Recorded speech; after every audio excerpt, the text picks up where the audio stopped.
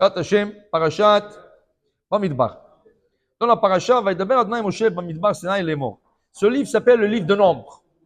Pourquoi? Parce qu'il y a beaucoup de chiffres. Pour le mathématicien, pour le comptable, ils adorent ce livre. Dès qu'il passe la paracha, il fait dans la tête travaille, ça, c'est 1252 plus, ils font tout ça. Pourquoi? Parce que la Torah, elle vient ici dans la paracha compter le nombre de Bnei Israël. Okay? Et Rachid dit, pourquoi? Mitoch batan. Tu comptes quelque chose que tu aimes, quelque chose qui est cher à tes yeux. L'argent, tu comptes. Okay?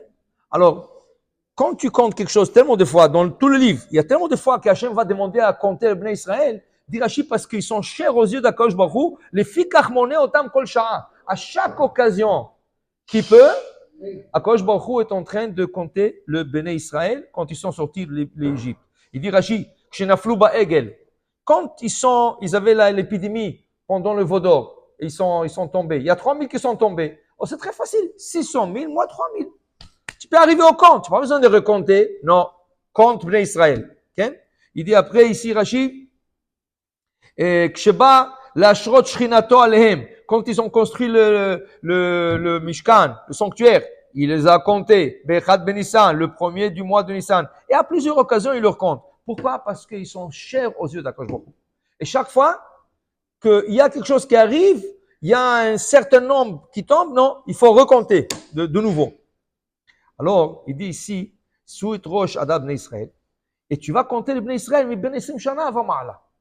De 20 ans à 60 ans, 20 ans en plus. Quand le Tzetzava, tous ceux qui peuvent participer à l'armée. Ça veut dire que si tu as moins que 20 ans, on ne te laisse pas se joindre à l'armée. Okay? Si tu as plus que 60 ans, tu ne joins pas à l'armée. De 20 ans à 60 ans, c'est l'âge que la Torah dit qu'une personne peut faire partie de l'armée israélienne. Okay? En Israël. Aujourd'hui, les règles sont un peu différentes, mais nous, on parle sur les règles de la Torah. Aujourd'hui, à 16 ans, 17 ans, déjà, tu joins à l'armée. Mais les règles de la Torah, c'est de 20 ans à 60 ans. Et tu vas le compter, okay? Et tu montes Bnei Israël, et voilà, la Torah dit, voilà le chef des tribus qui vont le compter. Chaque chef des tribus va compter sa tribu, okay? Vaikach Moshe et Anashim ha'ele, Moshe leur prend et leur dit, allez-y, comptez le Bnei Israël, comptez vos tribus. Et après, on va faire le total de tout le nombre qui a été compté. Une fois qu'ils ont compté, la Torah au début, Brishon, Sheni, elle passe par le chiffre, le nombre de Bnei Israël, chaque tribu, combien ils étaient. Une fois que tout a été terminé, une fois qu'on a eu tout le compte rendu de tous les 12 tribus, mais nous ne sommes pas 12, nous sommes 13 tribus. Donc, il manque une tribu. La tribu qui manque, c'est la tribu des Lévi. Donc, Hachem veut que la tribu de Lévi aussi soit comptée. Okay? Alors, il dit ici, Hachem, il dit à Moshe et à Aaron, vous allez me compter okay, votre tribu, parce que Moshe et Aaron sont de la tribu de Lévi. Donc, je vous donne la mitzvah de compter votre propre chevet, tribu, okay, et vous allez me donner le compte. Alors, ici, il y a quelque chose d'intéressant. Le verset 14, dans le chapitre 3, verset 14, il dit ici, Vaïdaber Adonai Moshe, Bemidbar Sinai Lemor. Et Hachem parle à Moshe dans le désert en disant, Pekod et Bene Levi le Betavotam, le Mishpechotam. Je veux que tu comptes aussi le Lévi. Le Lévi font partie aussi des tribus d'Israël. Alors, je veux que tu leur comptes. Mais, ici, le compte va être différent. Kol Zachar, on comptera les hommes, comme pour le Bnei Israël, Mi Ben Chodesh Vamala. À partir de 1 mois. Les Israël ont été comptés qu'à partir de 20 ans à 60 ans. Eux, ils vont être comptés à partir de 1 mois. Okay? Rachid dit, pourquoi 1 mois? Qu'est-ce que tu fais avec 1 mois? Et pourquoi à partir d'1 mois? Pourquoi pas du ventre? Pourquoi on ne compte pas le bébé d'1 jour, d'1 semaine, de 2 semaines, 3 semaines? Okay? Alors, il y a ici une règle, une halakha qui se cache. La halakha dit que jusqu'à 1 mois, un bébé, il est becheskat nefel. Ça veut dire, on ne sait pas s'il va vivre aujourd'hui. Jusqu'à 1 mois. À partir d'1 mois, c'est fini. Il est parmi les vivants. Jusqu'à 1 mois, on ne sait pas. C'est pour cela. Et la halakha dit que Kadesh likol bechor peter kol rechem, il faut sanctifier le premier bébé qui est sorti du ventre de sa mère. Et on fait pidion, on le rachète du Kohen. Ça peut se faire rien qu'à partir de 1 mois et 1 jour. Pas avant. Parce qu'avant, peut-être il va chas v'shalom, chas v'chaim, pas vivre. Une des raisons pourquoi le Pidyon, c'est 30 jours. Le 31e jour, on commence à faire le Pidyon Aben. Okay? Ça, c'est une halakha en passant. Mais Rashi nous donne la raison. Ici, on ne parle pas de Pidyon Aben. On ne parle pas de Pidyon Aben. Ici, on parle de compte de tribus. Alors, eux, ils ont été comptés, le reste, ils ont été comptés de 20 ans à 60 ans. Ici, ils vont être comptés de 1 mois. Dit Rashi, ça, c'est une tribu spéciale. Amar Rabbi Yehuda bar Rabbi Shalom. Dit Rabbi Yehuda au nom de fils de Rabbi Shalom. Lamoudu oto hashevet liot nimna min habeten. Ça, c'est une tribu qui a toujours été comptée du ventre. Qui veut dire quoi? Il dit ici, regarde, quand on est rentré en Égypte, Yaakov descend avec sa famille en Égypte, c'est écrit qu'on était 70. Rachid là-bas, dans Parashat Shemot, fait le compte, on est 69.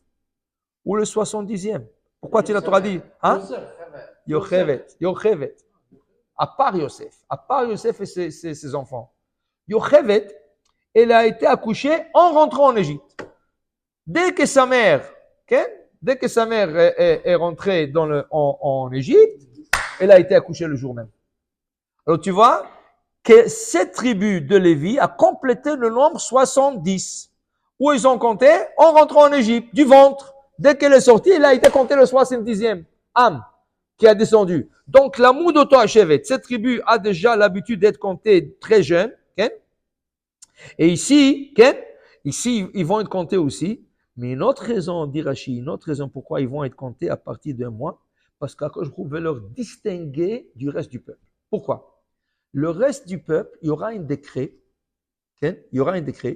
quand ils vont faire le veau d'or, Akadosh Baruch Hu dit, tout celui qui a participé au veau d'or doit mourir.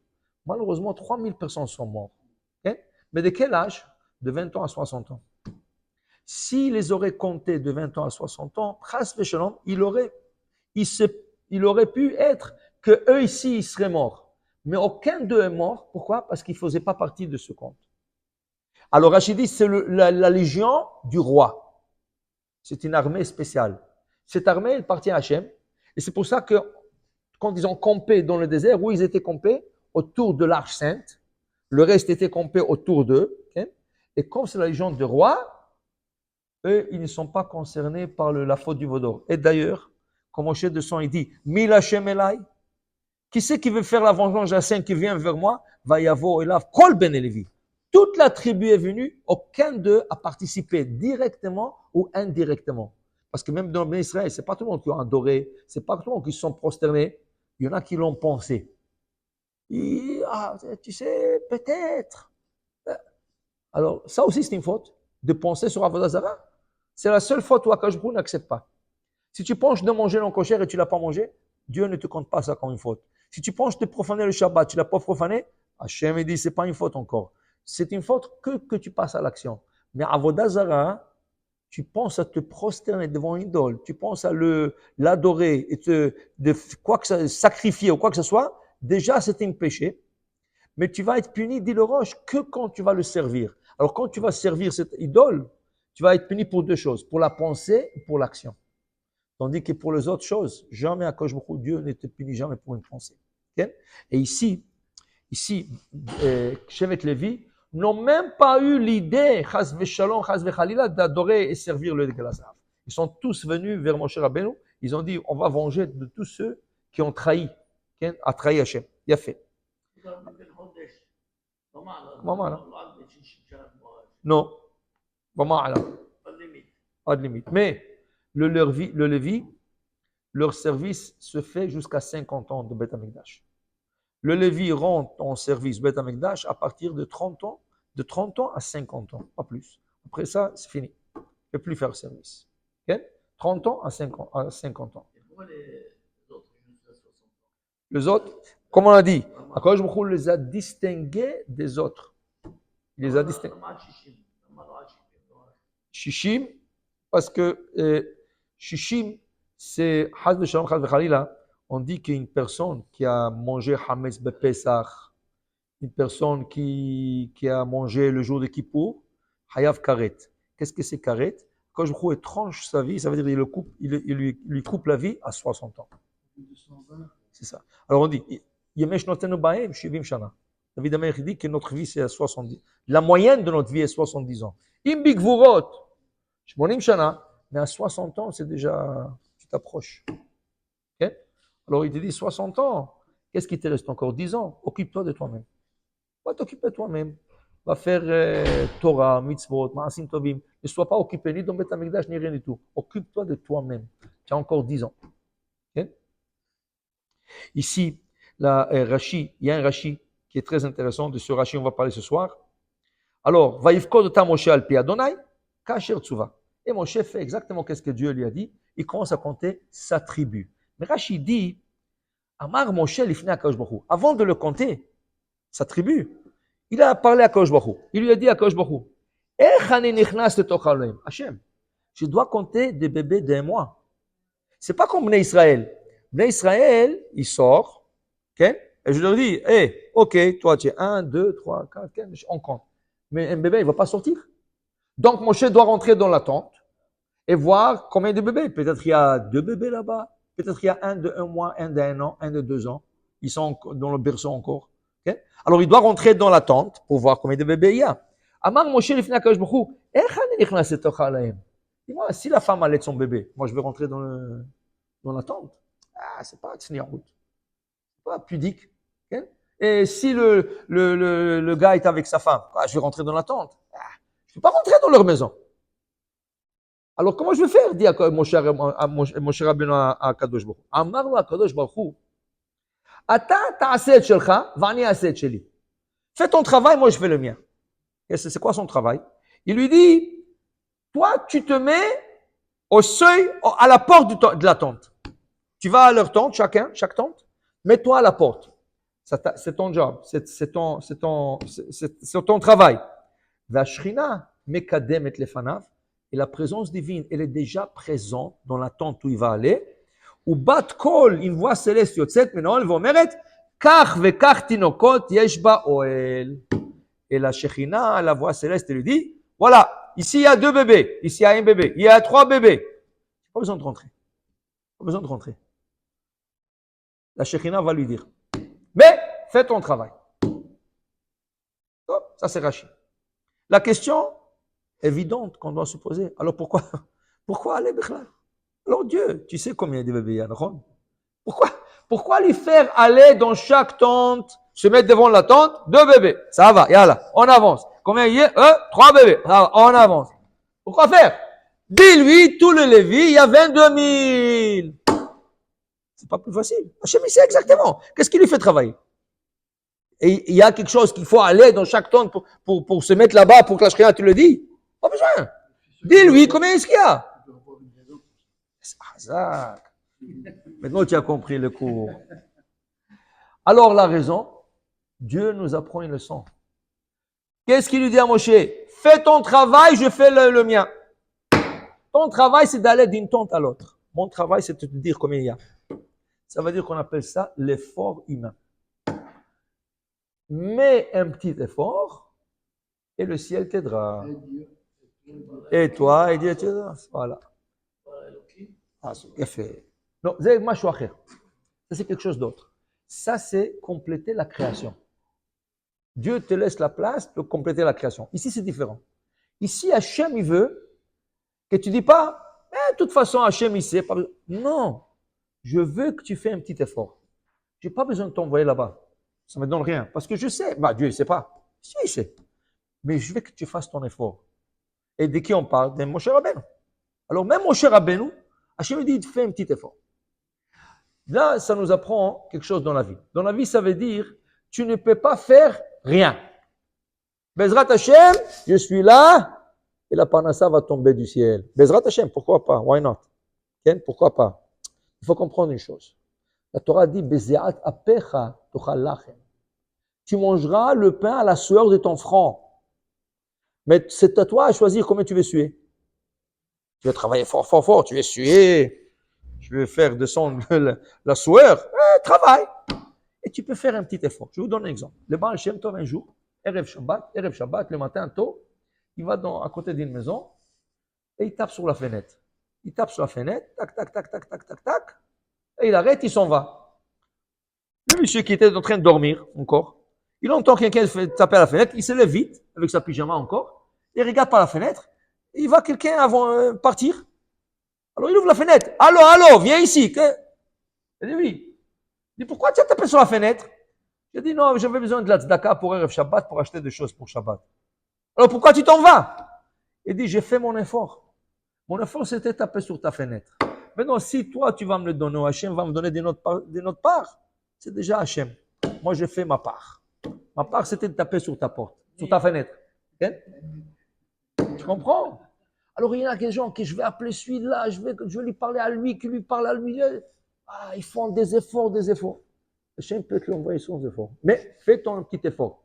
Un petit effort. Okay? Fais-le et laisse Hachem faire le reste. Ça demande beaucoup d'émouna. Il y en a des gens qui ne sont pas capables. Non, s'ils ne travaillent pas, s'ils ne transpirent pas, rien. Alors il y a deux amis, ils ont parié. Un, il dit à l'autre, tu sais, il faut faire des efforts. Si tu ne travailles pas dans la vie, tu n'auras rien du tout, tout ça. L'autre, il dit, tu sais, tu as besoin de lever les yeux vers le ciel, c'est tout. Comme ça, il dit. Et ils sont en train de discuter. Et l'autre était sûr, calme, comme ça. Ils étaient en train de relaxer sous un pommier. L'autre, il voit le pomme. Ah, quelle belle pomme. Alors, il saute, il grimpe sur l'arbre, il monte, il prend une belle pomme comme ça, rouge, tout ça. Il dit, tu vois, ça, c'est les efforts. Tu montes sur l'arbre, tu accueilles, tout ça. Et l'autre rentrait. L'autre, il voulait descendre, il a glissé, il a fait tomber la pomme. L'autre, il a fait poter il a reçu la pomme. Il dit, tu vois, tout ce que tu as besoin de faire, c'est relever les yeux au ciel. C'est tout. Chacun avec sa croyance. Tu comprends? Ça demande beaucoup de... On ne dit pas que c'est une chose facile. C'est pas une chose facile. Mais ça t'apprend qu'il faut faire un effort. Et ça t'apprend, n'investis pas trop d'efforts dans ça. Investis un petit effort et là, alors, qu'est-ce que je fais le reste de temps? Étudier la Torah. Dis le Tehillim. Dis Tehillim. Tu es capable de dire Tehillim? Fais un petit effort. Appelle un client. Tu raccroches. Tu commences à dire Tehillim. Il va te dire non. Tu dis le Tehillim, il va te dire OK, au moins 2 boîtes. Qu'est-ce qui a changé? Ton effort. Tu as fait l'effort, tu l'as appelé. Il t'a dit non. Tu as fait un petit Tehillim, il te dit oui.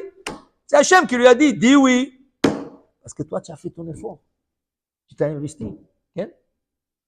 Alors, ça, c'est une leçon dans la vie pour dire que, une personne a besoin de faire un petit effort. Mais Hachem complétera le reste. Je vais vous donner un exemple ici. Je vais vous donner un petit exemple ici. Ils disent que en Amérique, à New Jersey, il y a une ville de Torah, une grande ville de Torah aujourd'hui. Ça s'appelle Lakewood. 6000 élèves. 6000 élèves. C'est la plus grande yeshiva au monde. Au monde. C'est la plus grande yeshiva. Il y a Mir, mais Mir c'est 5000. Mir en Israël, 5000. Okay? Lakewood, 6000. Peut-être plus. On dit que le budget du café, le budget par année, c'est 1,5 million. 6000 élèves, qui prend un café par jour. Et c'est 30 jours, hein. C'est pas, il n'y a pas de, même Shabbat, ils prennent un café. Okay? Alors, ceux qui prennent 2 cafés, ceux qui prennent 3, et ceux qui 1,5 million, rien que le café. On parle. Les Kitsur Devarim. Cette ville, au début, 60 ans en arrière, c'était écrit là-bas une pancarte. Pas de juifs, pas de chiens. Il y avait une pancarte. Il y avait une pancarte. Pas de juifs, pas de chiens. Ils ne voulaient pas de juifs dans cette ville. Pas de chiens. Et en vérité, il y en a qui sont antisémites là-bas. Encore. Mais, Baruch Hashem, moins. Parce que Baruch Hashem, la ville est peuplée inondée de Baruch Hashem, Bnei Torah. Alors, comment ça a commencé? Il y avait un rave qui s'appelait le rave Rabbi Aaron Kotler. Rabbi Aaron Kotler est venu, et il est venu en Amérique. Okay? Et quand il a vu cette pancarte, il a dit, c'est quoi? Ça, c'est le meilleur endroit de construire une ville de Torah. Quand il a vu la pancarte. Ça, c'est la meilleure truc. Et il a commencé. Une petite synagogue. Comment tu vois une synagogue? Un petit minyan caché dans la maison, dans le basement. Personne ne voit, personne n'entend. Et petit à petit, le minyan a grandi. Et petit à petit, ils ont commencé à acheter des maisons autour, et autour, et autour, et autour, conquis une rue, ok? Et après une autre rue, l'autre rue, et l'autre rue. Et maintenant, ils sont en train de partir dans une section qui s'appelle Jacksonville. Jackson, il n'y avait pas de juifs. Maintenant, ça commence. Donne-leur encore 5 ans, 6 ans, ça va être rempli de juifs comme l'Écoute. Il n'y a plus de place à l'Écoute. Il n'y a plus. Les prix sont fous. Avant, tu achetais une maison 10 000, 20 000, 30 000. Maintenant, où tu veux 1 million. Alors, les gens commencent à sortir. Alors, Jacksonville. Okay? Et bon, Hachem, ça continue. Ça continue. En même temps, il y avait un autre grand rave qui lui aussi voulait immigrer en Amérique, de Russie. Moi, je fais Feinstein Zatzal. Okay? Mais lui, il n'était pas sûr. Est-ce que je vais en Amérique? Je fais qu'est-ce que a fait mon ami? Ou je vais en Israël? Je construis une yeshiva en Israël. L'idée, c'était de construire une yeshiva. Mais où? Okay? Alors, il a fait ce qu'on appelle Goral Agra. Qu'est-ce que c'est Goral Agra? Le Gaon de Vilna, Rabbi Eliyahu de Vilna, il dit, quand tu as un doute, tu prends un livre de Tehillim, tu lis pendant 1 heure. Okay? Ça peut être un chumash, tu peux étudier pendant 1 heure. Tu fermes le livre, tu as fini de lire, et tu l'ouvres. Tu mets les doigts. Le verset, pardon, là. Le verset qui va sortir, c'est l'indication qu'est-ce que tu dois faire. Si tu n'as pas compris, tu le répètes. Tu le répètes, ça veut dire que mes Hashamaïm, ils ne veulent pas que tu comprends encore. Alors tu répètes ça. Ça s'appelle Goral Agra. Le Rav Moshe Feinstein, il a fait le Goral Agra. Est-ce que je vais aller en États-Unis, en Amérique, ouvrir une yeshiva, ou est-ce que je vais aller en Israël? Il a fait le Goral Agra. Okay? Il a fait le Goral Agra. Et le verset qui lui est venu, le verset qui lui est tombé dans l'étude, c'est Hachem. Okay? Hachem qui dit à Aaron, Hachem, pardon, je rentre verset, c'est le Rav Aaron qui est parti voir le Rav Moshe Feinstein. Hachem qui dit à Aaron, Lechel Moshe, Ine Yotze Amidbara, va rencontrer ton petit frère Moshe, il est dans le désert. Le Rav Aaron Kotler, okay, c'est lui qui a fait le Goral Agra, pas le Rav Moshe. C'est lui qui a fait. Alors, il s'appelait Aaron. Avant lui, le Rav Moshe Feinstein était déjà arrivé en Amérique. Okay? Alors, lui, il s'appelle Moshe Feinstein. L'autre s'appelait Aaron. Et qu'est-ce que le verset dit? Hachem dit à Aaron, va rencontrer Moshe. Mais où est-ce que Moshe déjà? En Amérique. Le Rav Aaron Kotler est parti en Amérique, il a ouvert l'Écoute. C'est comme ça, c'est parti. Avec un verset de la Torah. Un petit effort d'étudier un peu, d'ouvrir la paracha, ton effort c'est rien qu'ouvrir le livre. Ouvre-toi le livre, regarde le verset qui va te dire, et regarde, 50 ans plus tard, tu as la plus grande yeshiva au monde. Au monde. Un petit effort, ouvrir un livre. Ça nous rappelle ce qui s'est passé à Montréal. Qu'est-ce qu'il y avait là-bas? Il n'y avait rien du tout. Ils ont dit, on va ouvrir une synagogue et on va voir. Voilà. Et pour dire, quand on ouvre le livre, tu peux trouver le texte. Tu mets le doigt. Tu ouvres le livre. Tu mets le doigt comme ça, tu ne regardes pas, et tu lis. Hein? Oh, peut-être, mais les chamans, ils ne vont pas. Voilà, pour te dire, ça c'est le petit effort que la Torah te demande de faire. Ken? Même en ouvrant un livre, tu as fait déjà l'effort. Tu as ouvert un livre, c'est déjà un effort. Mais tu ne peux jamais dire non, ça va venir du ciel. Ça c'est, même la Torah te dit de ne pas le faire. Fais un effort. À la sueur de ton front, tu mangeras le pain. Mais c'est à toi de choisir combien d'investir. C'est tout. La Torah dit, moi je te dis combien de mettre. Tu veux mettre beaucoup, mets beaucoup. Tu veux mettre peu, tu mets peu. Mais tous les deux, vous allez réussir. Ce que vous méritez, vous allez recevoir. Et pour te dire, le reste, tu investis dans la Torah, dans l'étude de la Torah. Okay?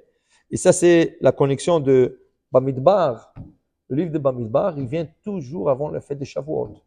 Okay? La fête de Shavuot, c'est toujours pour te dire, on est en train de se préparer au don de la Torah. Okay?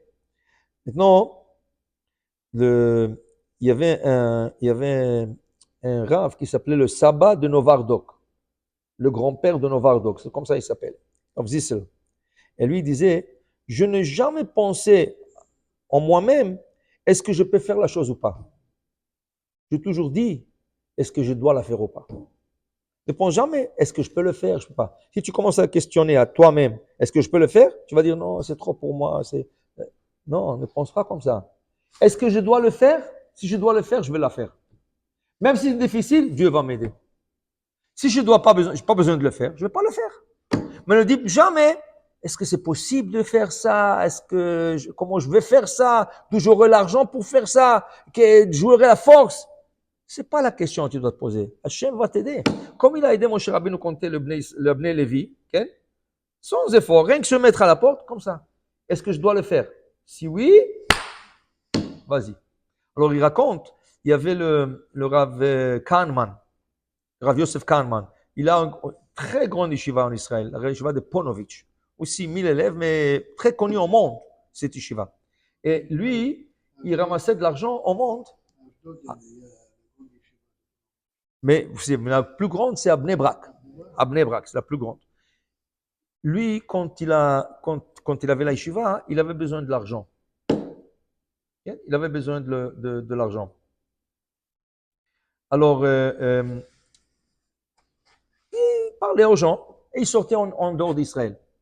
Il y avait des gens qui connaissaient en Angleterre, alors il partit ramasser là-bas. Un jour, il est arrivé à quelqu'un qui a une connaissance qu'il avait. Il dit, est-ce que tu as parlé à ce Lord? Il dit, qui c'est? Oh, j'ai jamais entendu lui. Il dit, je vais te prendre un rendez-vous avec lui. Il va lui parler, il va t'aider pour la yeshiva. Je suis sûr qu'il va donner une bonne somme d'argent pour la yeshiva. Donc, ils ont pris un rendez-vous, ils ont appelé. Et le Lord, il a dit, écoutez, c'est dommage, mais demain je sors de la ville pour un mois. J'ai besoin de sortir. Mais, pour ne pas, j'ai entendu du rabbin tellement de bonnes choses, pour ne pas décevoir le rabbin, ou quelque chose comme ça, je suis prêt à le rencontrer à la gare du train. Mon train, il va partir à 7h30. S'il vient à 7h, 7h15, je le vois, on s'échange des petites paroles et je suis prêt à donner quelque chose pour la yeshiva. Très bon. Le rabbin a dit, un rendez-vous. Pendant la journée, le rabbin a tourné, des gens qui connaissent, tout ça. Le soir, le rabbin est rentré tard, vers 9h, 10h, et dit, toute la journée, je ne vais pas étudier la Torah. Je ne vais pas aller dormir sans étudier la Torah. Il s'est assis à étudier. Il s'est emporté, il est parti dormir à 2h du soir. Alors lui, il sait qu'à 7h30, il a un rendez-vous à la gare. Alors il a dit, 6h30, il y a un minyan, je vais aller à 6h30, je vais finir tôt, je vais courir à la gare. Mais comme il était très fatigué de la journée d'avant, il étudie tout ça, il s'est endormi. Il se réveille à 7h. Alors le minyan était déjà commencé à 6h30. Il dit, si j'arrive au minyan, maintenant, ils vont finir. Alors je dois rattraper le prochain minyan. Mais le prochain minyan, c'est à 7h30. Mais à 7h30, c'est mon rendez-vous. Et tout ça, ça ne pas. Qu'est-ce que je fais? Alors est-ce que je rate la prière en public, en minyan, et je vais prendre un chèque pour la yeshiva, c'est mieux? Ou non, c'est plus important d'aller prier en public, Batsibourg. Et après, oui, le gars, il va partir. Je vais faire mon effort d'aller à la gare. Faire un petit effort, aller à la gare. Même si le gars n'est pas là, j'ai fait mon effort. Oui, non. Il a décidé, moi, je ne rate pas la prière en public. Il est parti à Mian de 7h30. Il est parti, il a fini à 8h15. 8h15, il a pris un taxi vite. 8h30, il est à la gare. La gare était déjà vide parce que le 7h30, le train est déjà parti. Okay? Le prochain train, c'est à 9h. Qu'est-ce qu'il fait, le rabbin? Il y avait un banc, il s'assoit sur le banc et je lui dis, m'asseoir ici 5 minutes. J'ai fait mon effort et après je vais partir. C'est dommage. L'autre, il est parti. On va comme ça à se reposer 5 minutes. Du coup, il veut se lever. Du coup, rabbin. Regarde, c'était le Lord. Il dit, je m'excuse, Mechila, je m'excuse. Vous savez, vous êtes là depuis 7h30 en train de m'attendre. Mais qu'est-ce que hier soir, j'étais en train de s'occuper de quelque chose et j'ai raté le premier train. Le prochain, c'est à 9h. Je vais vous compenser pour le retard, que je suis venu en retard. Il lui a donné $100 000 de chèque. Maintenant, le rabbin, hein, après qu'il a reçu l'argent, il s'assoit, il pense encore. Il dit, regarde, si je serais venu à 7h30, j'aurais raté la prière. Mais maintenant, je ne l'aurais pas vu à lui. J'aurais attendu 7h45, 8h. Et le gars, il n'est pas là. Okay? Alors, qu'est-ce que j'aurais dit? Ah, c'est dommage. Il aurait dû, il a dû prendre un autre train ou partir ou quelque chose comme ça. Alors, je serais retourné. Alors, j'aurais raté et la prière et le Lord. Okay? Mais maintenant que je dis non, non, non. Moi, je vais aller faire ma prière comme il se doit. Après, je vais faire mon petit effort venir. Voilà. Hachem a compensé. Ça veut dire qu'Hachem a retenu ce Lord. Okay? Il a retenu pour qu'il puisse lui donner la donation. Alors lui, il a fait ça. Lui, il a fait son effort et Hachem l'a payé. Pour dire, dans la vie, c'est comme ça. Tu fais un petit effort et Dieu a une récompense pour te donner. Amen.